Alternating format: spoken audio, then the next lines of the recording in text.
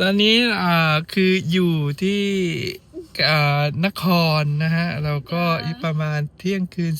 40เนาะเราก็อยู่ที่โรงแรมวันนี้โรงแรม BYD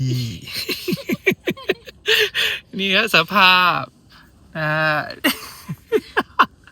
นี่ฮะจะเป็นข้างหลังก็ VIP นิดนึงข้างหลัง VIP นิดนึงครับเตียงดีลักกัน เตียงดีลักนะฮะอันนี้ก็จะเป็นเตียงเดี่ยวเตียงแฝดสุพีเรียนะเตียงคู่อันนี้เตียงดีลักอยู่ข้างหลังนะฮะสภาพก็ข้างหน้าก็จะบางมากจะเป็นแบบแรมโบแรมโบเนาะ